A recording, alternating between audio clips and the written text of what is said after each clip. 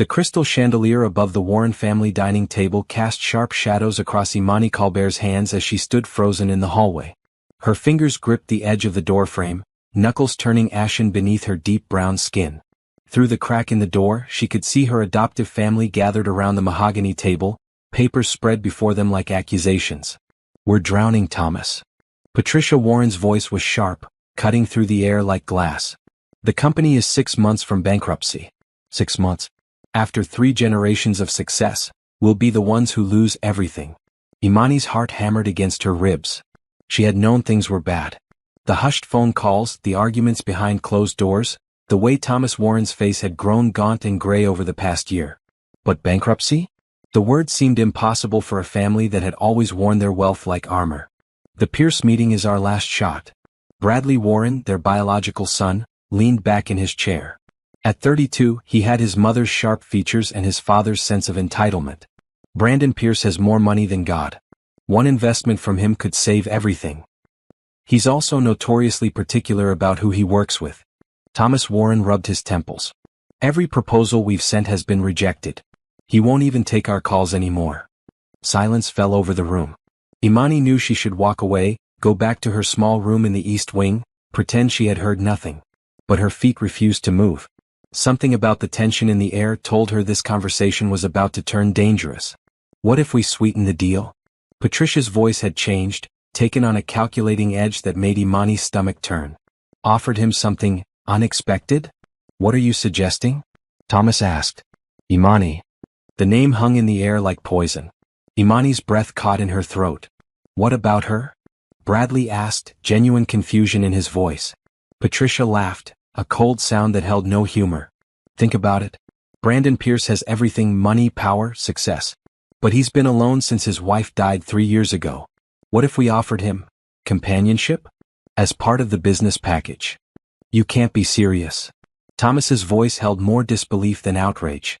"You want to offer our daughter?" "Adopted daughter," Patricia corrected sharply. "And I'm not talking about anything permanent or illegal. Just part of the arrangement. We took her in, gave her a home, education, everything. She owes us. And honestly, what else is she good for? She's 26 with a liberal arts degree and no real prospects. At least this way she'd be useful." Imani felt bile rise in her throat. Her vision blurred with tears, but she forced herself to keep listening. "That's insane." Bradley's protest was weak, already crumbling. "You can't just offer a person." "We wouldn't phrase it like that," Patricia continued, her voice gaining confidence as she warmed to her plan. "We'd present it as a joke at first. You know, we're so desperate we'd throw in our daughter too. Laugh it off. But plant the seed. Brandon Pierce is a businessman. If he sees value in the package deal, he'll pursue it himself. Then it's his idea, not ours." "And if he doesn't bite?" Thomas asked. Imani noticed he wasn't refusing the plan outright. He was just considering logistics. "Then we've lost nothing. We play it off as a joke in poor taste and move on." "But if he does?" Patricia paused meaningfully. "Imani is beautiful. She's educated enough to hold a conversation. And she's been raised with enough etiquette to fit into his world. From a purely strategic standpoint, she's an asset we haven't utilized." "This is crazy." But Bradley's voice held more curiosity than conviction now. "You really think he'd go for it?" "Men are predictable," Patricia said coldly. "Especially lonely ones with too much money. They like to play hero. We present Imani as part of the deal, he feels like he's rescuing her from us. Everyone wins." "Except Imani," Thomas said quietly. Patricia's laugh was brittle. "Please. We've given her 20 years of the best life she could have asked for. She was going into the foster system when we adopted her. Some group home or worse. We saved her. She owes us this. And honestly, marrying a billionaire? Most women would kill for that opportunity. She should be grateful." Imani's legs finally unlocked. She stumbled backward, her hand flying to her mouth to muffle any sound. Her entire body shook as the reality crashed over her like ice water. They were planning to trade her. Like property. Like an object to be used in a business transaction. 20 years. She had spent 20 years in this house trying to earn their love. Trying to be good enough, smart enough, quiet enough. She had watched them lavish attention on Bradley, had accepted the smaller bedroom, the hand-me-down clothes before they finally bought her new ones, the subtle ways they reminded her she wasn't really family. And she had told herself it didn't matter. That they had given her a home when no one else wanted her, that she should be grateful. But they had never wanted her at all. She had always been an acquisition. Something to make them look good, to show how charitable and progressive they were. And now that they needed something, they were ready to trade her away without a second thought. So we're agreed? Patricia's voice drifted from the dining room. The Pierce dinner is tomorrow night. We make the joke, see how he responds. I still think this is insane, Bradley muttered. You think filing for bankruptcy isn't insane? Patricia snapped. We do what we must. Family legacy comes first. Except Imani isn't really family, is that it? Thomas's question was quiet, resigned. Now you're understanding, Patricia said. Imani didn't wait to hear more. She turned and walked on shaking legs toward her room, each step feeling like wading through deep water. Inside her small bedroom, she closed the door and leaned against it, sliding down to the floor. The room was neat and impersonal like a hotel room. In 20 years, she had never been encouraged to really decorate it. Keep it tasteful, Patricia had always said. Remember, this isn't really your house. You're a guest who we've been kind enough to let stay. Imani had tried so hard to believe that wasn't true. That somewhere, buried beneath the cold politeness and the subtle reminders of her place, they actually cared about her. But tonight had stripped away that last desperate hope. She pulled her knees to her chest, wrapping her arms around them. Tomorrow night, they would sit around a table with Brandon Pierce, the man who could save their company. And they would offer her up like a prize in a business deal. They would laugh about it, make it seem like a joke, but mean every word. And if he accepted, they would hand her over without hesitation. What made it worse was the certainty that they saw nothing wrong with this. In their minds, they had done her a favor by adopting her. She owed them. Her life, her choices, her body, it was all debt to be repaid. Imani pressed her face against her knees and let the tears come. Silent, hot tears that soaked into the green cotton of her dress. She had nowhere to go, no family to run to, no safety net. The Warrens had made sure of that over the years, subtly isolating her from forming deep friendships, discouraging her from pursuing careers that might take her far from home. She was trapped. And tomorrow night, the door of her cage was going to open, not to freedom but to a different kind of prison. The worst part, the part that made her feel sick and ashamed, was a tiny voice in the back of her mind asking if maybe this was her only way out.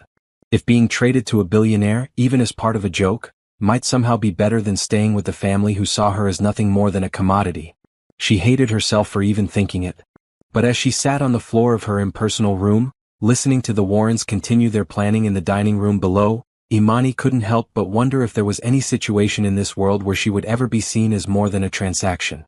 Tomorrow she would have her answer. What would you do if your family offered you as a joke in a business deal? Would you run or would you stay and face the humiliation? Drop a comment below with your thoughts, and don't forget to subscribe to see how Imani handles this impossible situation. Your support means everything. The next evening arrived with the weight of inevitability.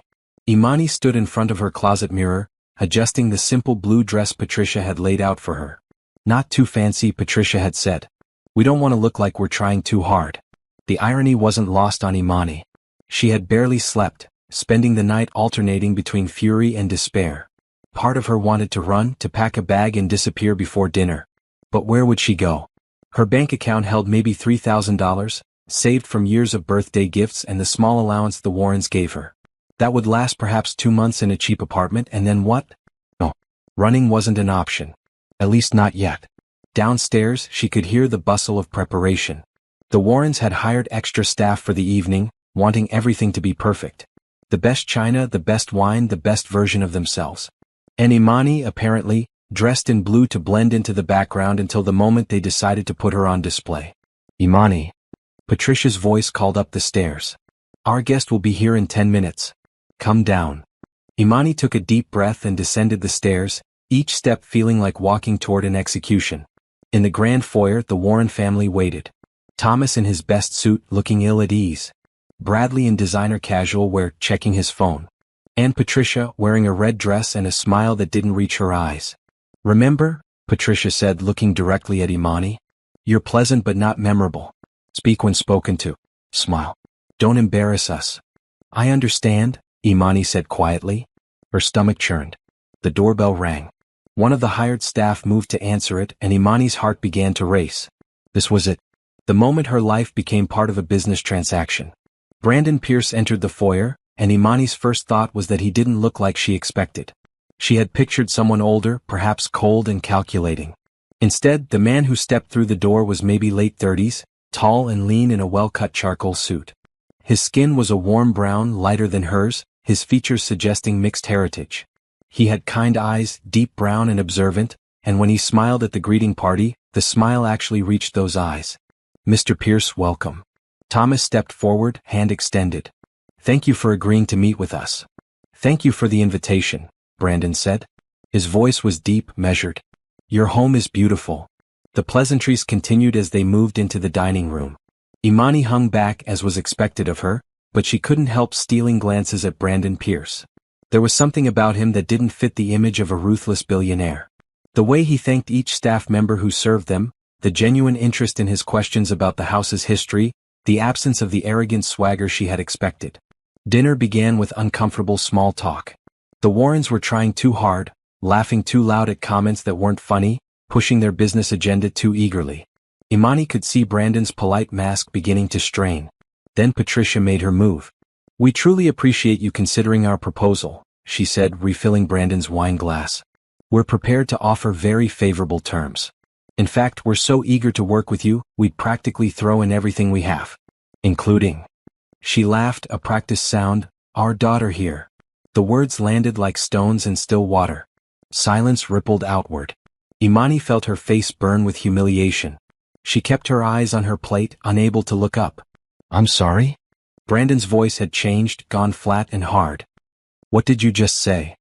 "Oh, it's just a joke," Thomas jumped in, his laugh nervous. "You know how it is. We're just so desperate to make this work. Pat has a terrible sense of humor." "Does she?" Brandon's tone suggested he didn't find it funny at all. Of course," Patricia backtracked, but Imani could hear the calculation in her voice. She was watching Brandon's reaction, measuring it. "Though, between us, Imani is quite accomplished. Any man would be lucky to have her in their life." "Is that so?" Brandon set down his wine glass carefully. His eyes moved to Imani for the first time, really looked at her. Colbert," Imani said softly, finally meeting his gaze. "Imani Colbert." Something passed between them in that moment. Brandon's eyes, sharp and intelligent, seemed to see past the humiliation and forced smiles. He saw the trapped animal beneath. "Miss Colbert, would you mind showing me the garden I saw when I arrived? I'd love to see it before it gets too dark." The request surprised everyone. Patricia's smile faltered. Thomas exchanged a confused glance with Bradley. "Oh, that's not necessary," Patricia began. "We should discuss business." "I'd like to see the garden," Brandon repeated, his voice polite but firm. He stood and looked at Imani. "If you don't mind?" Imani stood on shaking legs. "Of course."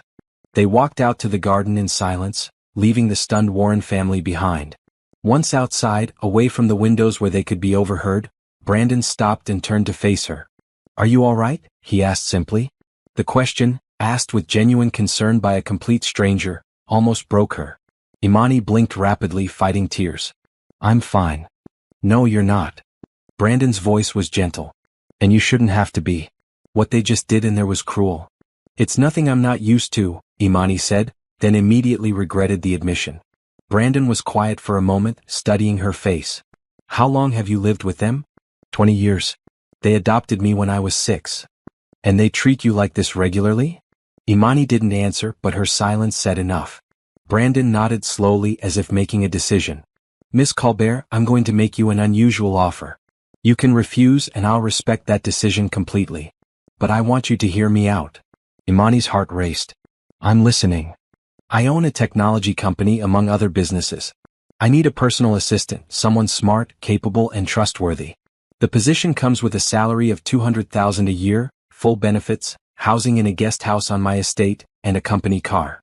The contract would be for 1 year, renewable if both parties agree. At the end of that year, you'd have enough saved to start any life you wanted, completely independent." Imani stared at him. "Why would you offer me that?" "Because what they did in there was wrong. Because I can afford to help and I choose to. And because..." He paused, "because I know what it's like to feel trapped. I may have money but I understand pain. My wife died 3 years ago. For a long time after, I felt like I was drowning. I understand that look in your eyes." "I don't want charity," Imani said, her pride stinging. "It's not charity. I genuinely need an assistant. My last one retired 6 months ago and I've been drowning in work. You'd be earning every penny. But more than that, this would give you options. Freedom. A chance to figure out what you want from life without being dependent on people who don't value you. Imani's mind raced. Every instinct screamed that this was too good to be true, that there had to be a catch. But when she looked into Brandon Pierce's eyes, she saw only sincerity. What would I have to do? She asked carefully. Manage my schedule, handle correspondence, coordinate meetings, some travel arrangement. Standard assistant duties. I work long hours, but I respect work-life balance. You'd have your own space, your own life. No strings attached beyond the professional relationship. And the Warrens? I'll still invest in their company. But you'll have nothing to do with that deal. This offer is separate, just between us. If you accept, I'll have my lawyers draw up a contract tonight. You could start immediately. Imani felt tears threatening again. This was her way out. A real way out. And all she had to do was say yes. But something held her back. Years of being told she was worthless, that she owed the Warrens everything, that she should be grateful for scraps. How could she just accept such generosity? As if reading her thoughts, Brandon spoke again. Imani, may I call you Imani? She nodded. Imani, you don't owe them anything. You were a child. They chose to adopt you, and with that choice came responsibilities they clearly didn't honor. Whatever they gave you, it was their legal and moral obligation. You don't owe them your future. And accepting help when you need it isn't weakness. It's wisdom. Why are you doing this? Imani whispered. You don't even know me. Because I can, Brandon said simply. Because when I see someone who needs help and I have the means to provide it, I believe that's what I should do. And maybe... He paused, a sad smile crossing his face. Maybe because after 3 years of barely living, of just going through the motions, helping someone else makes me feel human again. Imani took a deep breath.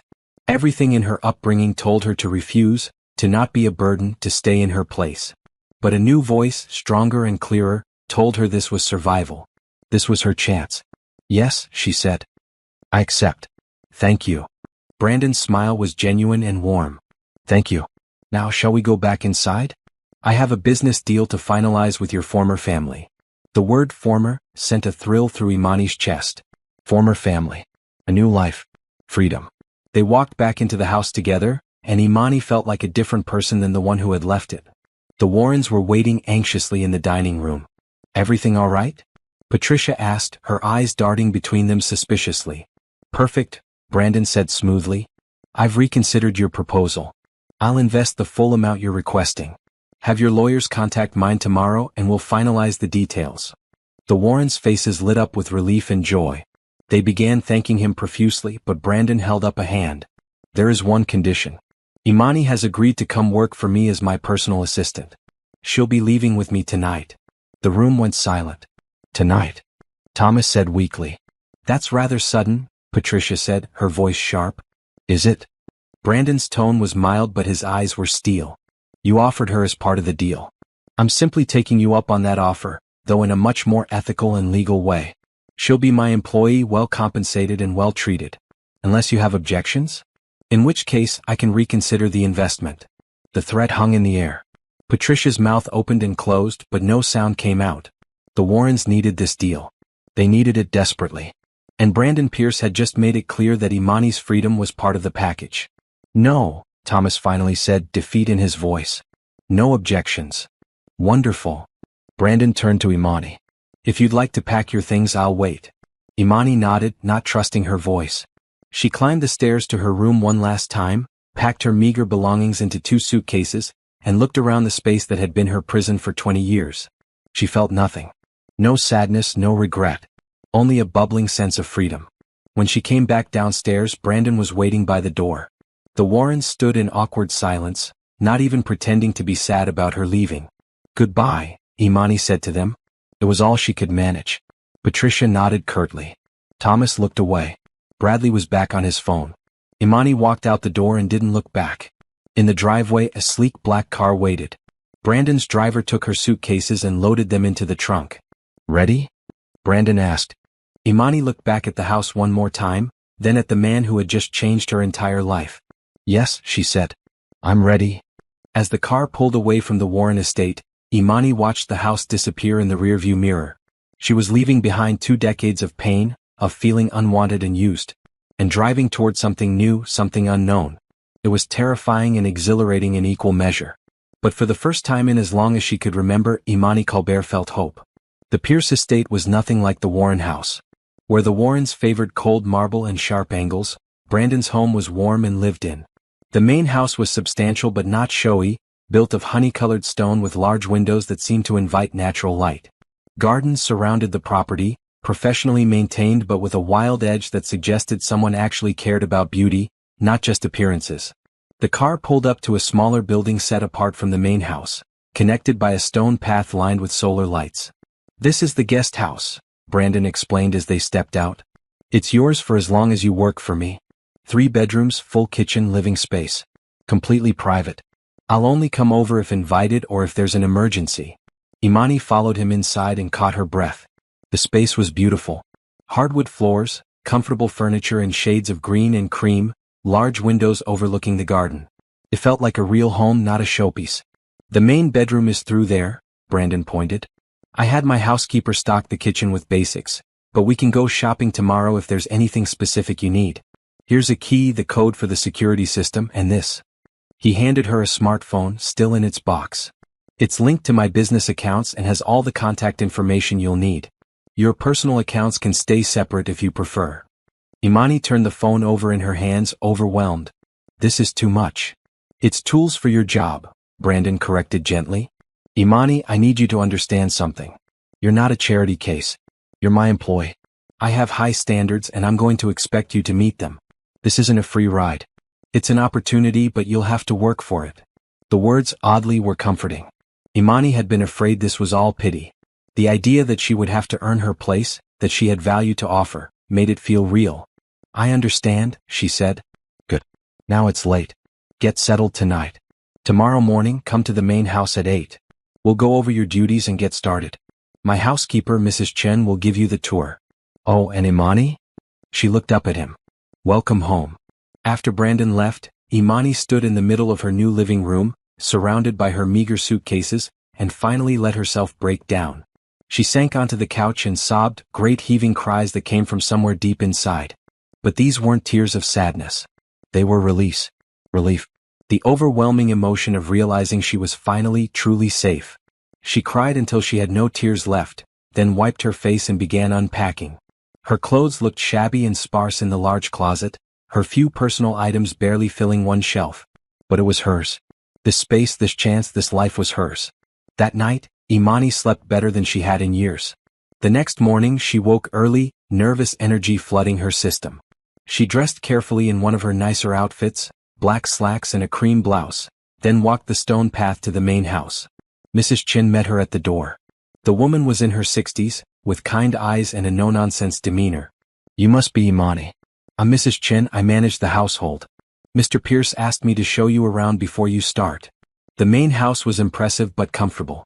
Unlike the Warren home, which felt like a museum, Brandon's house showed signs of life. Books stacked on tables, comfortable throws on chairs, photos on the walls. Photos of a beautiful woman with dark hair and a warm smile, sometimes alone, sometimes with Brandon. His late wife, Imani realized. "Mr. Pierce works from home most days," Mrs. Chin explained as they walked. "His office is on the 2nd floor. You'll have a desk there as well. He prefers not to go into the corporate headquarters unless necessary, too many distractions." She showed Imani the office, a large room with floor-to-ceiling bookshelves, 2 desks facing each other, and windows overlooking the garden. One desk was clearly Brandon's, organized chaos with files and papers. The other was pristine, waiting for Imani. "He's in a conference call right now," Mrs. Chin said. "Should be done in about 20 minutes. Would you like coffee while you wait?" "Please," Imani said. "And Mrs. Chin? Thank you for being so welcoming." The older woman's face softened. "Mr. Pierce is a good man. He's been through a lot these past few years. It's nice to see him engaging with life again. Whatever arrangement you two have worked out, I'm glad you're here." Imani spent the waiting time examining the office, trying to get a sense of how Brandon worked. His desk held 3 computer monitors, various electronic devices, and surprisingly, several framed photos. The woman from downstairs appeared in most of them. His wife. She had been beautiful, but more than that, the photos captured a sense of joy in life that made Imani's chest ache. How devastating it must have been to lose that. "Sorry to keep you waiting." Brandon's voice startled her. He entered carrying his own coffee mug, dressed more casually today in dark slacks and a green button-down. Morning conference calls are a necessary evil. How did you sleep? Very well, thank you. The guest house is perfect. Good. Ready to jump in? The next several hours passed in a blur. Brandon walked Imani through his various businesses, his schedule management system, his preferences for correspondence, and the dozens of small details that kept his empire running. He was patient but thorough, and Imani found herself taking furious notes. I know it's a lot, Brandon said around noon. We'll take it step by step. You'll learn as we go. They worked through lunch, Mrs. Chen bringing them sandwiches that they ate at their desks. Imani watched how Brandon handled phone calls and video conferences, noting his style. He was direct but never rude, decisive but willing to listen, powerful but not cruel. It was a master class in leadership. Late in the afternoon, a man appeared in the doorway of the office. He was African American, about Brandon's age, with an easy smile and sharp eyes. So this is the new assistant everyone's talking about, he said. Imani, this is Jerome Mitchell, my CFO and best friend since college. Brandon introduced them. Jerome, this is Imani Colbert. Jerome crossed the room and shook Imani's hand warmly. Welcome to the madness. Fair warning, Brandon here is a workaholic who will run you into the ground if you let him. I pay you very well to not be run into the ground, Brandon said mildly. True. Jerome turned back to Imani. Seriously though, welcome. Brandon's been a mess without an assistant. We're all hoping you can bring some order back to the chaos. There was genuine warmth in Jerome's welcome, no suspicion or judgment. Just acceptance. It made something tight in Imani's chest loosen. They spent another hour going over systems and processes before Brandon finally called it a day. You did well, he said as Imani gathered her notes. Really well. I think this is going to work out nicely. I hope so, Imani said. And Brandon? Thank you. Not just for the job but for everything. For seeing me when no one else did. Brandon's expression softened. You're welcome. But Imani, you need to stop thanking me. You're earning your place here. This isn't charity. But they both knew it was more than that.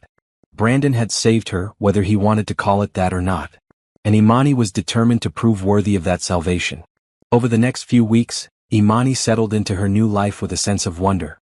She learned the rhythms of Brandon's schedule, the quirks of his businesses, the thousand small details that made everything run smoothly. She was good at it, she discovered. The organizational skills she had developed trying to stay invisible in the Warren house translated well to managing a billionaire's complex life.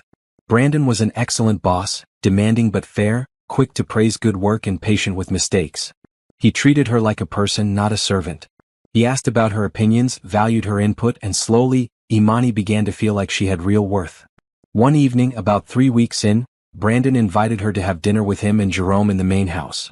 Jerome had brought his wife Tanya, a warm woman who immediately put Imani at ease.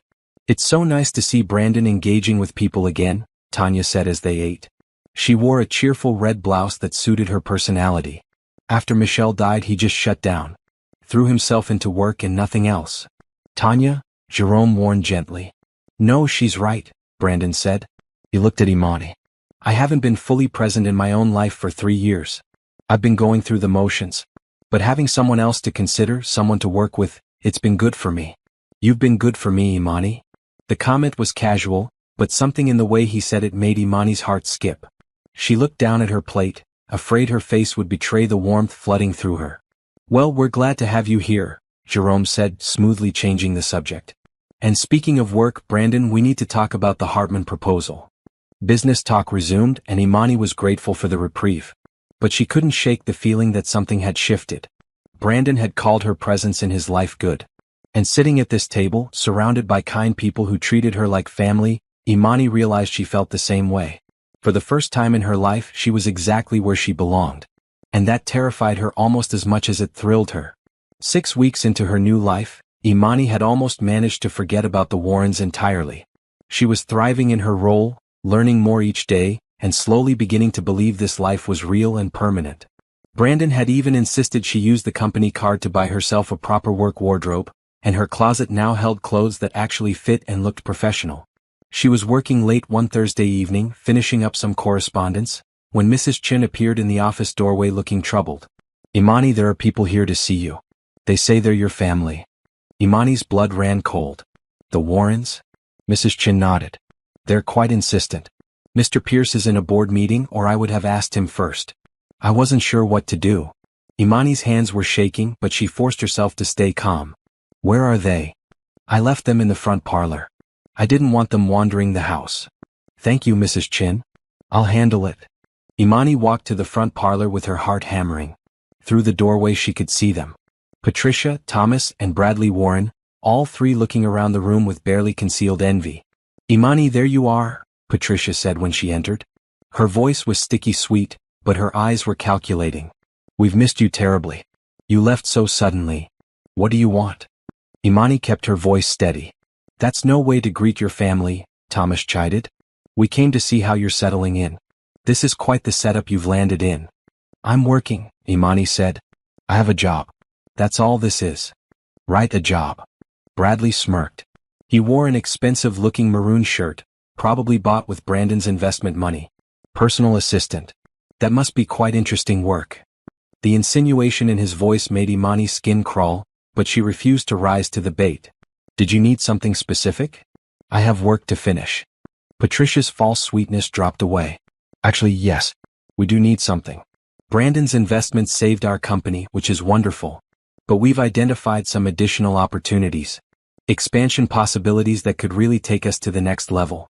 We need more capital. So ask Brandon yourselves. I don't handle his investments. But you have his ear, Thomas said. You're with him every day. Surely you could mention these opportunities, help convince him to invest more. Imani stared at them in disbelief. You can't be serious. You want me to manipulate my boss into giving you more money? Don't be dramatic, Patricia snapped. We're not asking you to manipulate anyone. Just mention the opportunities. Plant seeds. That's all. After everything you did, everything you said, you have the nerve to come here and ask me for favors? We gave you everything, Patricia's voice rose. 20 years of our generosity. You owe us. I owe you nothing. The words felt powerful, liberating. You took me in because it made you look good. You treated me like an employee, not a daughter. And then you tried to trade me to save yourselves. I don't owe you anything. You ungrateful little. Patricia started forward, but Thomas caught her arm. Maybe we should discuss this more calmly, he said. There's nothing to discuss. Imani's voice was steel. I'm not helping you. Please leave. Now wait just a minute, Bradley said. You're living in luxury here because of us. If we hadn't made that deal with Brandon? Is there a problem? Brandon's voice cut through the room like ice. They all turned. Brandon stood in the doorway, still in his suit from his board meeting. His face was calm, but his eyes were cold as they swept over the Warrens. Mr. Pierce, Patricia's face lit up with false delight. We were just visiting Imani. I can see that. And from what I overheard, demanding that she pressure me for more investments. Brandon's voice was pleasant, but there was steel underneath. Let me make something very clear. Imani is my employee. She has no influence over my business decisions, nor would I ever put her in that position. Your business arrangement is with me directly. If you have proposals, you go through the proper channels. Of course, we didn't mean to. Thomas started. I think you did. Brandon stepped fully into the room. I think you came here to exploit someone you spent 20 years exploiting. That ends now. We're her family, Patricia protested. No, you're not. Family doesn't treat people the way you treated Imani. Family doesn't offer a child up as part of a business deal, even as a joke. Brandon's voice was cutting. I've been thinking about this situation a lot over the past few weeks. And I've made a decision. He pulled an envelope from his jacket pocket. This is a check. It will pay off every remaining debt your company has. Every mortgage, every loan, every credit line. You'll be completely solvent. The Warrens' eyes went wide with greed and disbelief. However, Brandon continued, accepting this check comes with conditions. You will sign legal documents relinquishing any parental rights or claims to Imani. You will sign agreements never to contact her again unless she initiates contact. You will have no legal, financial, or social claim on her life moving forward. That's blackmail, Patricia breathed. No, it's a business deal. The kind you claim to understand. Brandon's smile was sharp. You get financial freedom. Imani gets actual freedom. Everyone wins. Unless, of course, you value your claim on Imani more than you value solvency. The silence stretched. Imani watched the Warrens exchange glances, saw the calculation in their eyes. They were weighing the value of keeping her in their clutches against the value of complete financial security. It took them less than 30 seconds to decide. "We'll need to review the documents with our lawyer," Thomas said slowly. "Of course. I'll have everything sent over tomorrow. You'll have 1 week to decide." Brandon's tone was final. "Now I think you should leave.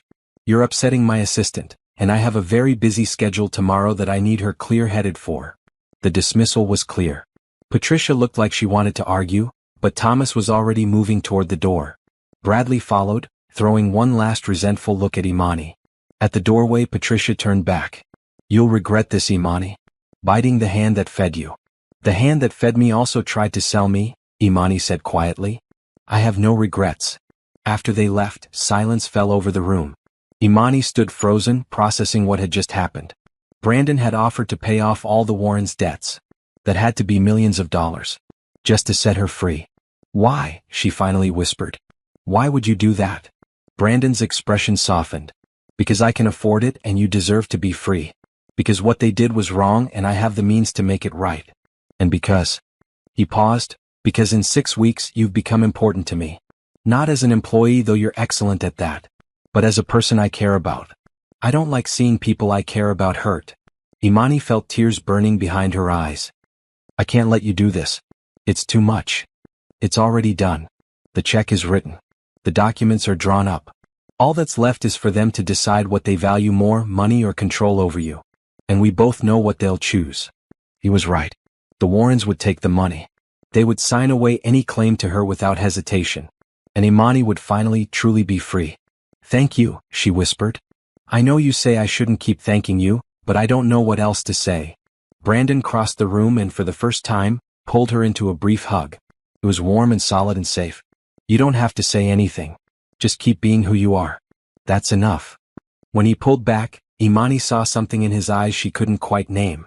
Something warm and complex that made her heart race. "Come on," Brandon said, breaking the moment. "It's late and we both need dinner. Mrs. Chin made her famous lasagna. We can eat and watch something mindless on TV. No more thinking about the Warrens tonight." They spent the evening in Brandon's comfortable media room, eating lasagna and watching old comedies. It felt natural and easy, like they'd been friends for years rather than weeks. When Imani finally returned to the guest house, she felt lighter than she had since the Warrens' arrival. True to Brandon's prediction, the Warrens signed the documents within 3 days. They took the money and walked away without a backward glance. Imani waited for the grief, the sense of loss, but it never came. Instead, she felt only relief. She was free. Truly, completely free. No more looking over her shoulder, no more fearing they would come back and try to claim her or control her. She was her own person for the first time in her life. And as she looked at Brandon across their shared office, watching him work with quiet intensity, Imani realized something else. She wasn't just free from the Warrens. She was free to choose what came next. And what she was beginning to want, what she was beginning to hope for, was something she never thought she deserved. A real home. A real family. Maybe even real love. It was terrifying and thrilling and entirely new. But as Imani had learned over the past 2 months, sometimes the scariest things were the ones most worth pursuing. Spring arrived at the Pierce estate with an explosion of color. The gardens burst into life with flowers Imani had never seen before, and the days grew longer and warmer. It had been 3 months since she left the Warrens, 3 months since she started building a real life. The rhythm of working with Brandon had become second nature. They moved through their days in comfortable synchronicity, anticipating each other's needs and preferences. Imani had become indispensable, not just as an assistant but as a trusted advisor. Brandon asked her opinion on business decisions, valued her perspective on difficult situations, and treated her insights with genuine respect. But something else was changing too, something neither of them was quite ready to acknowledge. It started with small things. The way Brandon's face lit up when Imani entered the office each morning. The way Imani found excuses to work late when Brandon was working late. The casual touches that lingered just a moment too long. The laughter that came easier and more frequent. One evening, working late on a major presentation, Brandon leaned back in his chair and rubbed his eyes. "I need a break," he announced. "Want to take a walk? The garden is beautiful this time of evening." They walked through the paths in comfortable silence, the sunset painting the sky in shades of pink and gold. Finally, Brandon spoke. "Can I ask you something personal?" "Of course. Do you ever think about what comes next? After this year is up, I mean. Your contract ends in 9 months. Imani's heart clenched. She had been trying not to think about that. Sometimes, she admitted, I've been saving money. I could go back to school maybe, or start something of my own. Would you want to stay? Brandon asked quietly. Renew the contract, I mean. You've been the best assistant I've ever had. I'd hate to lose you. The question was professional, but something in his tone suggested he was asking about more than just work. I'd like that, Imani said carefully. I've been happy here. Happier than I've ever been. They stopped walking, facing each other in the fading light. Brandon looked like he wanted to say something more, but instead he just smiled. Good. I'm glad to hear it. They continued walking, but the air between them felt charged with unspoken words. Later that week, Jerome came by the office with his wife Tanya and their 2 children. The kids, 8 and 10, ran through the house with the easy comfort of frequent visitors. Watching Brandon interact with them, patient and playful, Imani felt something shift in her chest. Uncle Brandon, come see what I built, the youngest, a girl named Sophia, demanded, dragging him toward where she had set up blocks in the living room. Brandon went willingly, settling on the floor in his expensive suit to admire her creation. The sight made Imani smile. He's good with them, Tanya said, coming to stand beside Imani. She wore a cheerful green sundress. He and Michelle talked about having kids. I think it would have happened if she hadn't gotten sick. He doesn't talk much about her, Imani said softly. He's talked more since you came, Tanya replied. The first year after Michelle died, Brandon barely spoke at all. Just worked himself into the ground. The second year was a little better, but he was still just going through the motions. Then you showed up, and for the first time in 3 years I've seen him actually smile again. Actually laugh. We're just colleagues, Imani protested weakly. Tanya gave her a knowing look. Honey, I've known Brandon for 15 years. I know what just colleagues looks like on him. This isn't it. Before Imani could respond, Jerome called out. Tanya, we should head out. School night and all. As they gathered the children and prepared to leave, Sophia ran up to Imani and hugged her legs. You're pretty, she announced with childish certainty. Uncle Brandon likes you. Sophia, Jerome laughed, scooping her up. Let's not embarrass the adults. But Sophia's words lingered after they left. Did Brandon like her? More importantly, how did she feel about him? The answer came to her slowly over the following weeks. She realized she had stopped thinking of this as temporary.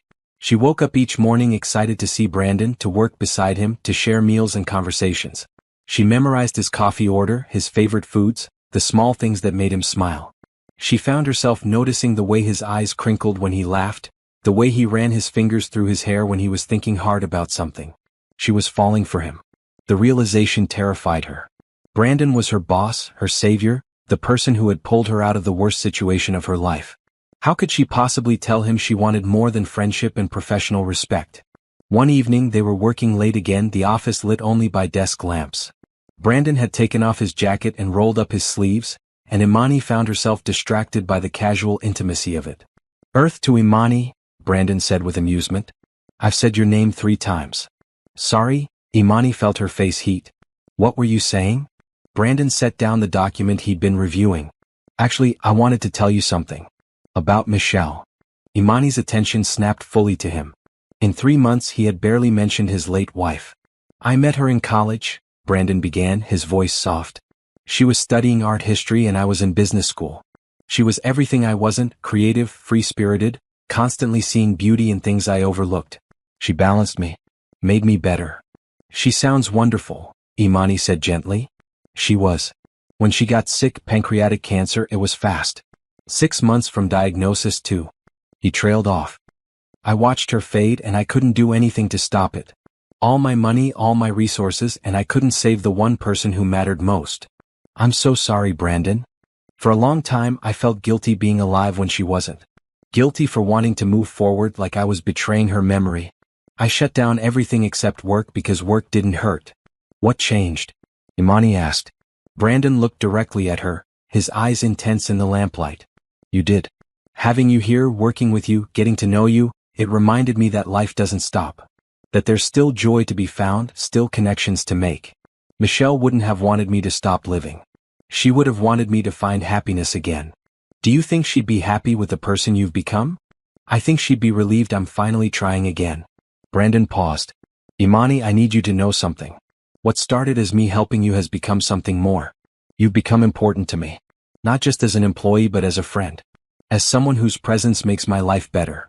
Imani's heart raced. You've made my life better too. Given me more than I ever thought I deserved. You deserve everything good, Brandon said firmly. Never doubt that. The moment stretched between them, heavy with possibility. Imani wanted to close the distance, to tell him everything she'd been feeling.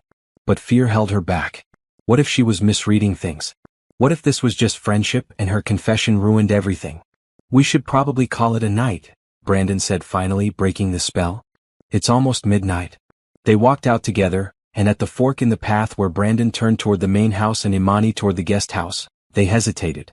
Good night, Imani, Brandon said softly. Good night, Brandon. Imani walked to the guest house with her mind spinning. Something was building between them, something real and powerful and terrifying. But the gap between friendship and something more seemed impossibly wide, filled with questions of propriety and power dynamics and fear. That night, lying in bed, Imani made a decision. She would be patient. She would let things develop naturally. And when the time was right, when they were both ready, she would find the courage to tell him the truth. That she wasn't just grateful to him. She was in love with him. The question was whether he felt the same way. And if he did, would he allow himself to admit it? Or would the memory of his late wife and the complexity of their situation keep them forever circling each other, never quite closing the distance? Only time would tell. But Imani was learning to trust in possibilities, to believe that good things could happen to her. And the possibility of love, real, honest, mutual love, was the best thing she could imagine. Absolutely not, Brandon said, his voice unusually firm. You're coming with me and that's final. Imani looked up from her desk where she'd been preparing materials for an upcoming board meeting. Brandon stood with his arms crossed, an expression of stubborn determination on his face. Brandon, I'm your assistant, not your date. It would be inappropriate for me to attend the gala as your guest. You're my colleague and I need someone there I can actually talk to without pretending to care about their golf handicap. Besides, Jerome and Tanya are going.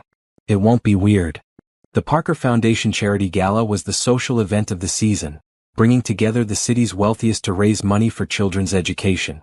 Brandon had been invited as a major donor, and Imani had been perfectly content to stay home. I don't even have anything appropriate to wear, she protested weakly. That's easily solved. Brandon pulled out his phone and made a call. Yes, this is Brandon Pierce. I need a personal shopper sent to my estate this afternoon. For formal evening wear. Measurements needed. Yes, the full service. Thank you. He hung up and looked at Imani with satisfaction. Problem solved. Brandon, you can't just. I can and I did. Imani, please. I don't want to go to this thing alone, pretending to enjoy small talk with people I barely know. I want someone there who makes the evening bearable. That's you. The way he said it, raw and honest, made Imani's resolve crumble. Okay, she agreed softly. I'll go. That afternoon, a personal shopper arrived with racks of evening gowns. The woman, a stylish professional named Grace, had Imani try on dress after dress until they found the perfect one. It was a maroon gown, elegant and sophisticated without being flashy. The neckline was modest but flattering, and the way the fabric draped made Imani feel beautiful in a way she never had before. That's the one, Grace said with satisfaction. You look stunning. Looking at herself in the mirror, Imani barely recognized the woman staring back. The dress transformed her from assistant to equal, from background player to someone who belonged at a billionaire's side. On the night of the gala, Imani spent extra time getting ready. She styled her hair in elegant twists, applied makeup with a careful hand, and when she slipped into the maroon gown, she felt like a different person. Brandon was waiting outside the guest house when she emerged. He wore a classic black tuxedo, looking every inch the successful billionaire. But when he saw Imani, his expression shifted to something that made her breath catch. You look incredible, he said, his voice rough around the edges. Thank you. You clean up pretty well yourself. In the car, Imani's nerves increased. What if I say the wrong thing? What if people ask about me and I don't know how to explain our situation? Tell them the truth. You're my personal assistant and a friend. Anyone who has a problem with that can answer to me. Brandon's confidence was reassuring. Imani, you belong there just as much as anyone else. More than most actually, since you earned your place rather than inheriting it. The gala was held at the city's premier art museum, transformed for the evening into a glittering wonderland. Crystal chandeliers cast prismatic light across marble floors. Waiters circulated with champagne and appetizers. Everywhere Imani looked, she saw wealth and power dressed in designer gowns and expensive tuxedos. Overwhelmed? Brandon asked quietly as they entered. A little, Imani admitted. Good. That means you're paying attention. Half the people here are so used to this they don't even see it anymore. He placed a gentle hand on her lower back. Stay close to me. We'll make the rounds, then find Jerome and Tanya and actually enjoy ourselves. They moved through the crowd, Brandon introducing Imani to various business associates and donors. She noticed how people's eyes lingered on her, curious and assessing. Some faces showed subtle disapproval, others showed interest. She held her head high and matched their gazes with quiet confidence. Brandon, darling, a sharp voice cut through the conversations. A woman in a sleek blue gown approached, her smile not reaching her cold eyes. So glad you could make it. Nicole? Brandon's voice cooled noticeably. How are you? Wonderful as always. And who is this? Nicole's gaze raked over Imani with barely concealed disdain. This is Imani Colbert, my personal assistant. How modern of you bringing staff to social events. Nicole's tone was poisonous sugar. Tell me, dear, how does one become a personal assistant to someone like Brandon? I imagine the qualifications are quite specific. The insinuation was clear and ugly. Imani felt her face heat, but before she could respond, Brandon stepped forward. The qualifications include intelligence, competence, integrity, and the ability to tolerate people like you, Nicole. His voice was ice. Imani has all of those in abundance. She's also someone I respect deeply, which is more than I can say for most people in this room. Nicole's smile faltered. I was just making conversation.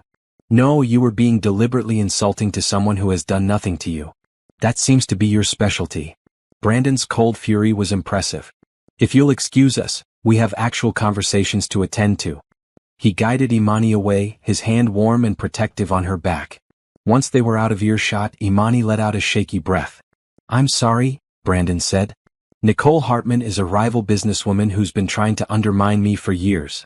She saw you as an opportunity to needle me. Is that what people think? That I'm sleeping with you for money or position? Some might. Anyone who matters knows better. Brandon stopped and turned to face her fully. Imani, look at me. You are brilliant, capable, and deserve to be here. Anyone who suggests otherwise is revealing their own insecurities and prejudices. Don't let them diminish you. The fierce protectiveness in his eyes made Imani's heart soar. Thank you, she whispered. Always. They found Jerome and Tanya at the bar, and the evening improved dramatically. The four of them claimed a table and spent the night actually enjoying themselves, laughing at inside jokes and ignoring the stuffy atmosphere. But Imani noticed how Brandon kept finding excuses to touch her. A hand on her arm when making a point. Fingers brushing hers when passing a drink. The way he leaned in close to speak over the music, his breath warm against her ear. It felt like more than friendship. It felt like the beginning of something neither of them had quite admitted yet. When the dancing started, Brandon held out his hand. Would you like to dance? Imani's heart hammered, but she placed her hand in his. I'd love to. On the dance floor, Brandon pulled her close, one hand at her waist, the other holding hers. They moved together naturally, and Imani was hyper-aware of every point where their bodies touched. Thank you for coming tonight, Brandon said quietly. I know I strong-armed you into it, but I'm glad you're here. I'm glad too, Imani admitted. Even with people like Nicole. People like Nicole don't matter. What matters is...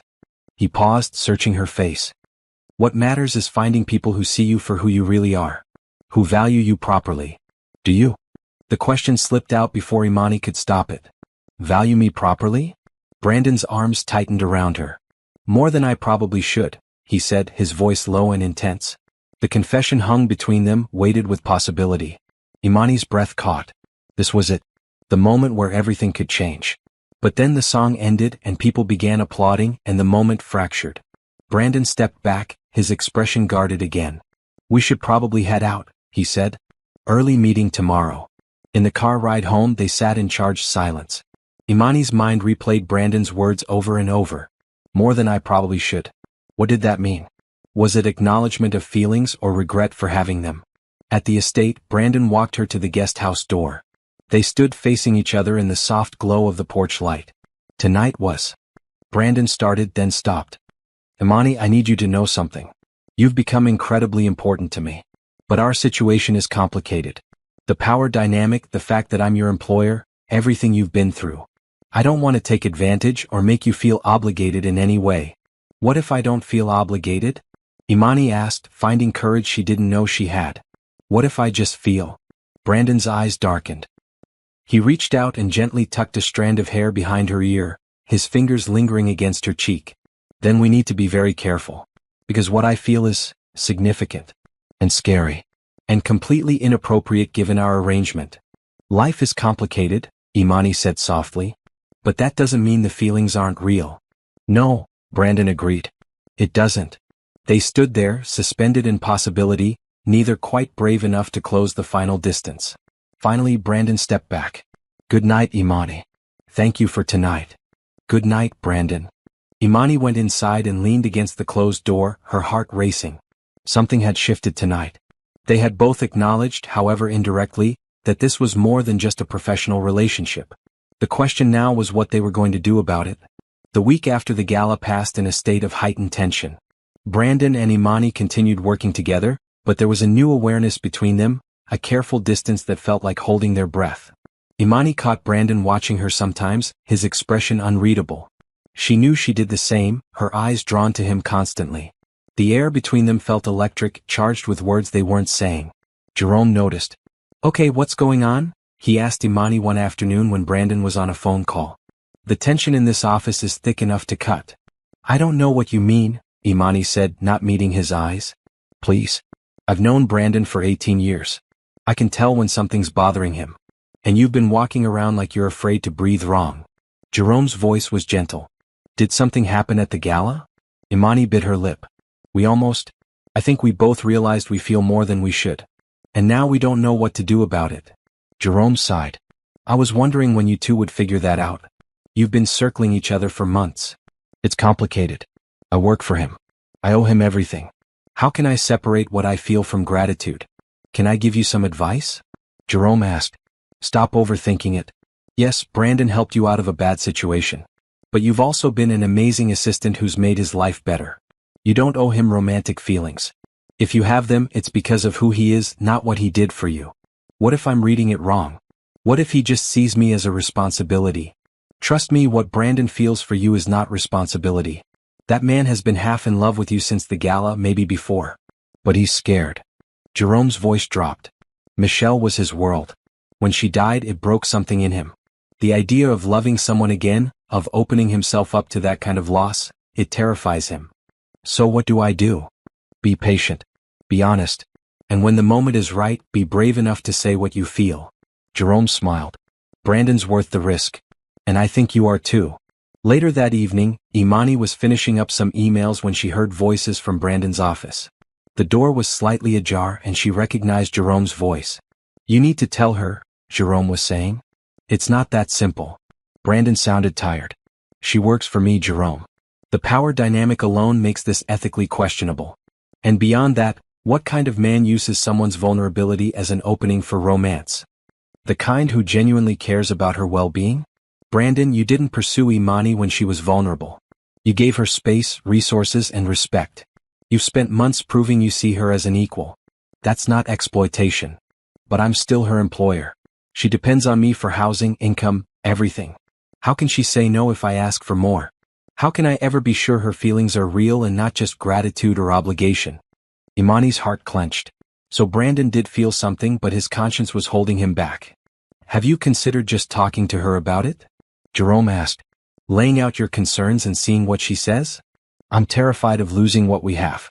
Our friendship, our working relationship, everything. If I confess how I feel and she doesn't feel the same or worse, feels pressure to reciprocate, it ruins everything. And if she does feel the same?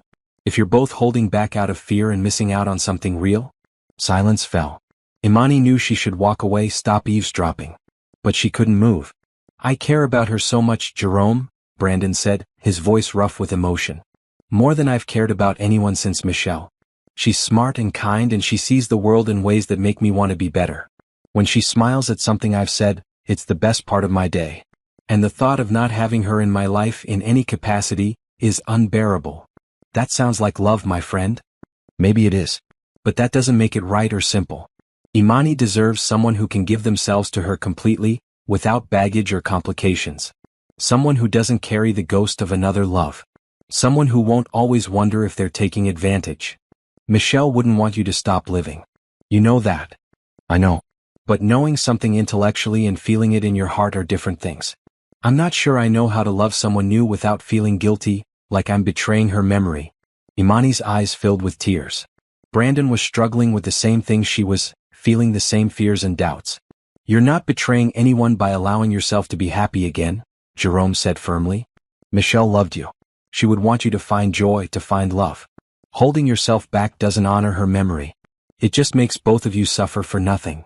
When did you get so wise? Brandon asked with a weak laugh. Years of watching my best friend torture himself unnecessarily. Jerome's voice was affectionate. Talk to Imani. Trust her with the truth. You might be surprised by what you hear. Imani quietly backed away from the door and returned to her desk, her mind spinning. Brandon cared for her. Really cared. But he was holding back because he didn't want to take advantage, because he was afraid of betraying his late wife's memory, because he questioned whether her feelings could be real given their situation. She understood all of those concerns. They were the same ones keeping her awake at night. But hearing him voice them, hearing the pain and longing in his voice, made her realize something important. They were both suffering because they were both trying to be noble. They were both denying their feelings to protect the other person. And in doing so they were both miserable. Something had to change. Someone had to be brave enough to break the stalemate. And Imani decided, with sudden clarity, that it would be her. She had spent her entire life letting other people dictate her worth, her choices, her future. The Warrens had taught her to be small, to not ask for what she wanted, to accept whatever scraps were offered. But Brandon had taught her something different. He had taught her that she had value, that her voice mattered, that she deserved to take up space in the world. And if he wouldn't be brave enough to say what he felt because he was trying to protect her, then she would be brave enough for both of them. She would tell him the truth. She would lay out her feelings honestly without apology or shame. And then they would figure out together what came next. The decision filled her with equal parts terror and determination. But for the first time in months, Imani felt like she was taking control of her own destiny. Tomorrow she would change everything. Tomorrow she would tell Brandon Pierce that she loved him. And whatever happened after that, at least she would know she tried. Do you think Imani should tell Brandon how she feels, or is the situation too complicated? Comment your thoughts below and subscribe to see what happens next. Will love win or will fear keep them apart? Don't miss the next chapter. Brandon was gone when Imani arrived at the office the next morning. A note on his desk simply read, Emergency board meeting. Back by afternoon. B. Imani tried to focus on work, but her mind kept rehearsing what she would say. I care about you. I have feelings for you. I think we could be something together. Every version sounded either too casual or too intense. By the time Brandon returned at 3 in the afternoon, Imani's nerves were frayed. Hey, he said, dropping his briefcase by his desk. He looked tired, but his face lit up when he saw her. Miss me? Always, Imani said, then felt her face heat at how that sounded. Brandon's expression shifted, something warm and intense passing through his eyes. Imani, can we talk? I have something I need to show you. Actually, I need to talk to you too, Imani said. Her heart hammered. This was it. Can I go first? Of course. But before she could speak, Brandon's phone rang. He glanced at it and grimaced. I have to take this. Major investor. Give me 15 minutes? Sure, Imani said, deflating slightly. 15 minutes turned into an hour as one call led to another urgent matter. By the time Brandon was free, it was after 5, and Mrs. Chen had left dinner in warming trays. I'm so sorry, Brandon said, looking genuinely distressed. This day has been chaos. But Imani, what I wanted to show you is important. Can we go to the guest house? I have something waiting there. Confused but curious, Imani followed him across the estate. At the guest house, Brandon pushed open the door and gestured inside. The living room had been transformed. On the coffee table sat stacks of documents, a laptop and several folders. But it was the banner hanging across the back wall that caught Imani's attention. New Beginnings Foundation, she read aloud, then looked at Brandon in confusion. It's yours, Brandon said softly. Or it will be if you want it. He gestured to the materials on the table. I've been working on this for weeks. A non-profit organization focused on supporting adopted children and foster youth. Providing resources for education, counseling, housing assistance, mentorship programs. Everything you didn't have growing up. Imani stared at him, speechless. You mentioned once that you wished there was more support for kids in the system, Brandon continued. That if you ever had the resources you'd want to help them. So I thought, why wait? The foundation is fully funded, $5 million to start. I've handled all the legal setup, the board of directors, everything. It's ready to launch. And it's yours to run. Mine? Imani whispered. Completely. Your name is on all the paperwork. You'll be the founder and executive director. You'll make all the decisions about how the money is spent, what programs to develop, everything. I'm just the donor. You're the visionary. Imani picked up one of the folders with shaking hands. Inside was a complete business plan, articles of incorporation with her name listed as founder, even mock-ups for a website. Brandon, I can't accept this. It's too much. It's not enough, Brandon said firmly. And here's the important part. This is yours regardless of whether you stay working for me. The foundation is independent. You can run it from here or you can rent office space downtown. You can keep working as my assistant or you can focus solely on the foundation. The choice is entirely yours. The implications crashed over Imani. Brandon was giving her complete financial and professional independence. He was removing any power imbalance between them. Why? She asked, though she thought she knew. Brandon took a deep breath. Because I need you to know you have choices. Because our relationship, whatever it is, can't be complicated by you feeling dependent on me or obligated to me. I want you in my life, Imani, but only if you choose to be there freely. Not because I'm your employer or your benefactor, but because you want to be. What are you saying? Imani's heart was racing. I'm saying that I care about you. More than care. I have feelings for you that go way beyond professional respect or friendship. But I can't act on those feelings as long as you work for me, as long as there's any question about whether you can truly choose freely. Brandon's voice was intense, his eyes locked on hers. So I'm giving you this. Real independence. Real choice. And then, if you want, when you're ready, we can figure out what comes next between us as equals. Tears streamed down Imani's face. You do all this just to remove the power imbalance? I'd do anything to make sure you know you're free. That you have value and power and choices. That whatever you feel for me, if you feel anything, is real and not influenced by gratitude or dependence. Brandon's voice cracked slightly. I love you, Imani. I've been in love with you for months.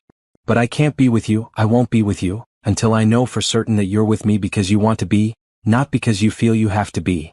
The confession hung in the air between them, raw and honest and beautiful. You love me? Imani whispered. Yes. So much it terrifies me. But I needed you to know you have power here.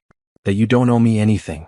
That this foundation is yours regardless of what you feel or what you choose. Imani set down the folder and crossed the room to stand directly in front of Brandon. She reached up and cupped his face in her hands, making him look directly at her. I was going to tell you today that I love you too, she said clearly. Before you showed me all this. Before you gave me any foundation or independence. I've been in love with you for months, and it had nothing to do with gratitude or obligation. Just because of who you are. Because you're kind and thoughtful and you see me as a person, not a possession. Because you make me laugh and challenge me to be better. Because when I'm with you, I feel like I'm home. Brandon's eyes widened. Imani. I know our situation is complicated. I know there are power dynamics and questions about whether my feelings are real. But they are real, Brandon. What I feel for you has nothing to do with your money or what you've done for me. It's about who you are as a person. The man who takes time to thank his staff. Who talks to his friends' children with genuine interest. Who carries grief with grace. Who built an entire foundation just to make sure I knew I had choices. Are you sure? Brandon's voice was rough. Because once we cross this line, there's no going back. I need you to be absolutely certain. I've never been more certain of anything in my life. Imani's voice was steady and clear. I love you, Brandon Pierce. Not because you saved me, but because you showed me who I could be. And I choose you. Freely, completely, without reservation. I choose you. Brandon pulled her into his arms, holding her tight. I love you, he whispered against her hair. So much. You have no idea how long I've wanted to say that. I think I have some idea, Imani said, pulling back to look at him. I heard you talking to Jerome yesterday. About being afraid to love again, about feeling like you'd be betraying Michelle's memory. You heard that? Brandon looked embarrassed. Every word. And I need you to know something. Loving me doesn't betray Michelle. Love isn't a finite resource. You can honor her memory and still allow yourself to be happy. In fact, I think that's exactly what she would want for you. Brandon's eyes glistened with tears. Jerome said something similar. Smart man. You should listen to him more often. They stood there wrapped in each other's arms, finally allowing themselves to feel everything they'd been holding back. So what happens now? Imani asked. Now we take it slow. We figure this out together. You launch your foundation and I support you from wherever you want me, close or with space. We date properly like normal people. No employer-employee complications, just two people who care about each other learning what they could be together. I like the sound of that, Imani said. Though I should probably tell you I want to keep working for you too. I love the work we do together. Are you sure? It might be complicated. Everything worth having is complicated, Imani said. We'll figure it out. Brandon smiled and leaned down, his forehead resting against hers. Can I kiss you? He asked softly. I thought you'd never ask. The kiss was gentle at first, tentative and sweet. But then it deepened, weeks of denied attraction and suppressed feelings pouring into the connection. When they finally pulled apart, both were breathless. Wow, Imani said. Yeah, Brandon agreed. Wow. They spent the rest of the evening on the couch, talking and kissing and planning the future. Brandon walked Imani through all the foundation documents, genuinely excited about the work she could do. Imani asked questions and made notes, her mind already spinning with possibilities. We should celebrate, Brandon said as the evening grew late. Officially. Tell Jerome and Tanya, make it real. I'd like that, Imani agreed. But right now, can we just sit here? Just be together? There's nowhere I'd rather be. They sat curled together on the couch, the foundation documents spread around them, and Imani felt a peace she had never known. She was loved. She was valued. She had purpose and power and choices. And she had found a partner who respected her enough to give her all of that before asking for anything in return. It was the greatest gift anyone had ever given her. Not the foundation or the money or the independence, though those were incredible. But the trust. The belief in her worth. The willingness to love her as an equal, not a dependent. For the first time in her life, Imani Colbert felt truly free. And that freedom tasted like joy. The next few weeks passed in a blur of happiness. Brandon and Imani officially changed her role from assistant to foundation director, though she continued to help him with certain projects because she enjoyed the work. They went on actual dates, dinners at quiet restaurants, walks in the park, normal things that made them feel like a real couple. Jerome and Tanya were thrilled when they shared the news, though Tanya admitted she'd been waiting for months for them to figure it out. You two were so obvious, she said laughing. The way you looked at each other, it was like watching a romance movie. The foundation work energized Imani in ways she hadn't expected. She began developing programs, reaching out to foster care agencies, building relationships with social workers and advocates. Brandon supported her fully but let her lead, respecting her vision. One evening they were sitting in the garden of the main house, watching the sunset paint the sky in shades of pink and purple. Brandon had cooked dinner, something he did when he wanted to impress, and they'd eaten on the patio. I've been thinking, Brandon said, playing with Imani's fingers. About us, about the future. Oh. Imani's heart skipped. They'd been together officially for 2 months, but it felt like longer, like coming home after a lifetime of wandering. I know it's fast. I know we should probably wait longer. But I can't stop thinking about it. Brandon turned to face her fully. I want you to move into the main house. Not as staff but as my partner. I want to wake up next to you. I want to share meals and evenings and life with you, not separated by a stone path and separate buildings. Brandon, Imani started, but he held up a hand. I know what you're going to say. That it's too soon, that we should take it slow. And if you need more time, I'll wait. But Imani, I've already wasted 3 years barely living. I don't want to waste any more time pretending I don't know exactly what I want. And what I want is you. In my home, in my life, permanently. Imani felt tears prick her eyes. I want that too, she admitted. I've wanted it for weeks but was afraid to say so. I thought you'd think I was moving too fast, or that I wanted you for your money, or that you're still that girl the Warrens tried to trade? Brandon asked gently. Imani, you need to let that go. You're not that person anymore. You're a successful foundation director, a brilliant woman with a bright future, and someone I'm incredibly lucky to have in my life. You're my equal in every way that matters. I'm working on believing that, Imani said. You've helped me see myself differently. Like I have worth beyond what I can do for others. You have infinite worth, Brandon said firmly. And I plan to spend however long you'll let me reminding you of that.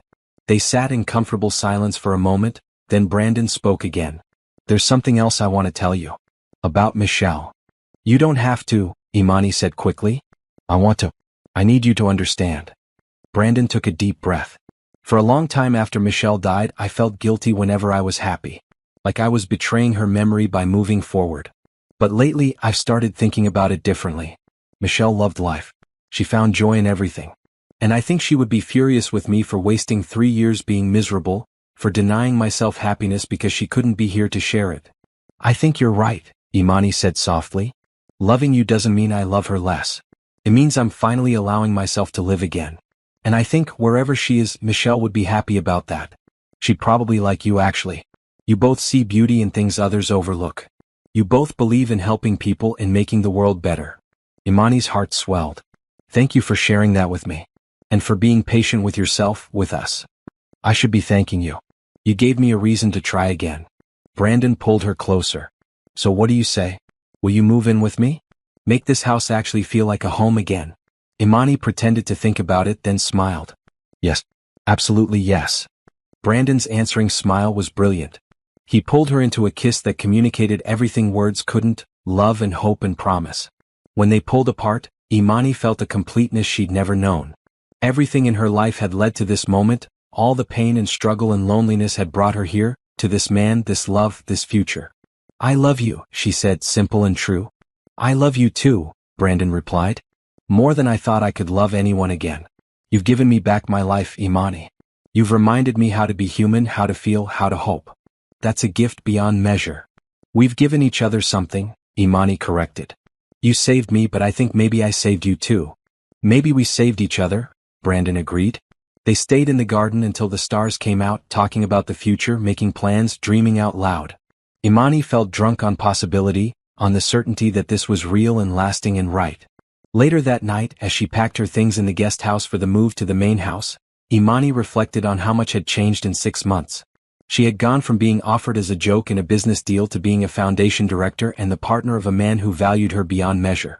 She looked at the space that had been her first real home, the place where she'd learned she could be safe and valued. It would always be special to her. But now it was time to move forward, to build a life with Brandon, to continue becoming the person she was meant to be. The next day, with Jerome and Tanya's help, Imani moved her belongings into the main house. Brandon had cleared space in his closet, emptied drawers, and even moved some of Michelle's photos to his office to make room for new memories. I'll always carry her with me, he explained to Imani. But this house needs to reflect our life together now, not the past. It was one more proof of Brandon's commitment, his willingness to make space for Imani not just physically but emotionally. That night, they had their first dinner in the main house as partners, not employer and employee, not benefactor and recipient, but equals who had chosen each other freely and completely. To new beginnings, Brandon toasted, raising his wine glass. To love that finds you when you least expect it, Imani added.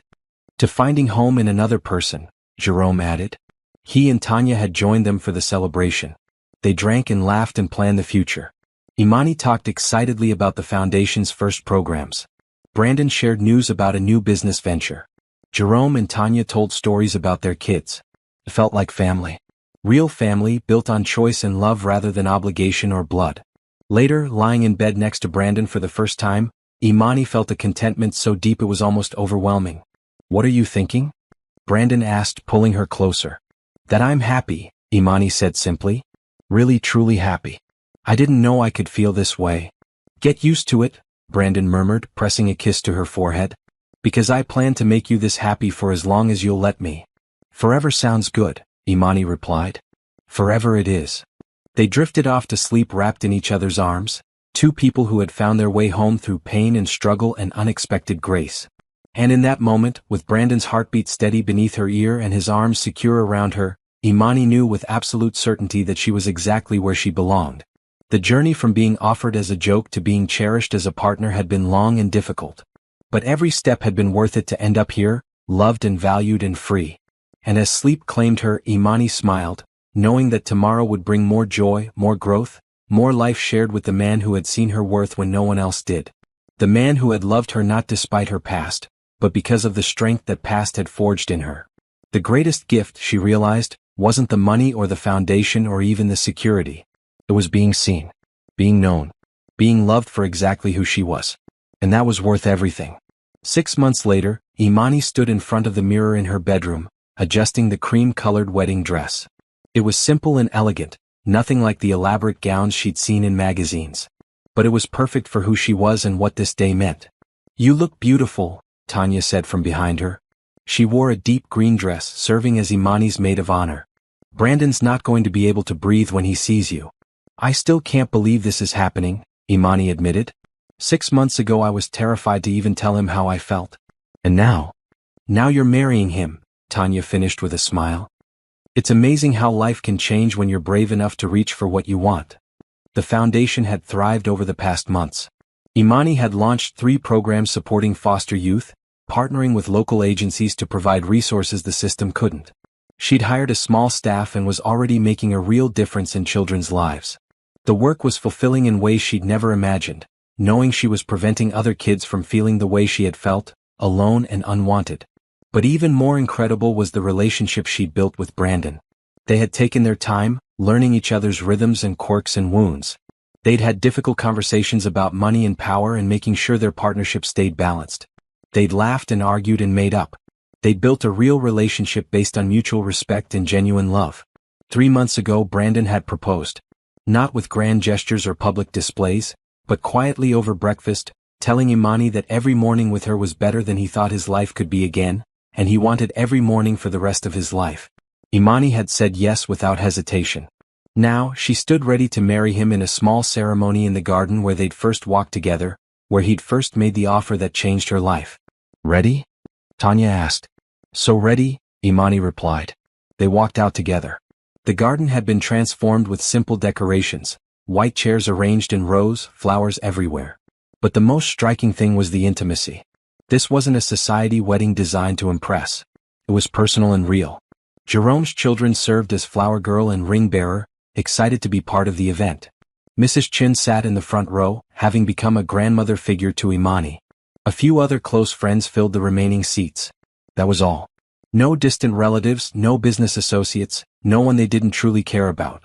And at the end of the aisle stood Brandon, looking handsome in a simple dark suit with a blue tie.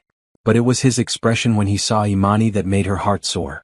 Pure love and joy and wonder, like he couldn't quite believe his luck. Jerome stood beside Brandon as best man, grinning. As Imani walked down the aisle alone, by choice, she met Brandon's eyes and smiled. This was her choice. Her future. Her family. The ceremony was short and sweet. They'd written their own vows, wanting words that were truly theirs. Brandon went first, taking Imani's hands. "Imani, 6 months ago you walked into my life during one of the strangest situations imaginable. But from that first conversation I saw something in you that I recognized. Strength, grace, and a fundamental goodness that no amount of mistreatment could destroy. You've taught me that it's okay to live again, to love again, to hope again. You've shown me that love doesn't diminish when shared, it multiplies. I promise to always see you as the incredible person you are. To support your dreams while pursuing my own. To build a life with you that honors both who we've been and who we're becoming. You are not the greatest gift I was offered. You are the greatest gift life could have given me. And I will spend the rest of my days being worthy of that gift." Imani's eyes filled with tears. When it was her turn, she took a deep breath. "Brandon, you once told me that love isn't a finite resource. I've learned that's true. Loving you doesn't diminish me or make me less, it expands me and makes me more. You gave me freedom when I needed it most, but the greatest freedom you gave me was the freedom to choose you, freely and completely. You saw value in me when I couldn't see it in myself. You treated me with respect when others treated me as disposable. You built me up without tearing me down. I promise to honor your past while building our future. To support you through grief and joy alike. To be your partner, your equal, your home. You saved me, but then you let me save myself. That's the most powerful love I've ever known. And I choose you today and every day after." There wasn't a dry eye in the gathering as they exchanged rings, simple bands that represented the simplicity and strength of what they'd built together. "By the power vested in me, I now pronounce you husband and wife," the officiant said. "You may kiss." Brandon pulled Imani close and kissed her thoroughly, to the cheers and applause of their small audience. When they broke apart, both were grinning. "Hello, Mrs. Pierce," Brandon whispered. "Hello, Mr. Pierce," Imani replied. "Ready to start forever? With you?" "Absolutely." The reception was held in the main house, casual and joyful. There was good food and better conversation. Jerome's kids ran around the garden, their laughter filling the air. Mrs. Chen cried happy tears and told everyone who would listen about how Brandon had needed this, how Imani had brought life back to the house. As the sun began to set, Brandon and Imani had their first dance as a married couple on the patio. The music was soft, a song Brandon had chosen because Imani had hummed it once while working. Happy? Brandon asked as they swayed together. Deliriously, Imani confirmed. Although I keep waiting to wake up and find this was all a dream. It's real, Brandon assured her. Every impossible, beautiful, perfect bit of it. Do you ever think about how this started? With the Warrens trying to trade me like property? Sometimes.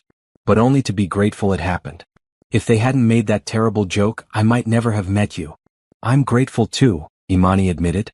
Even though it was awful, it led me here. Sometimes I think about going back and telling that scared girl in the Warren house that everything would work out. That the joke would become the best thing that ever happened to her. You're the best thing that ever happened to me, Brandon said seriously.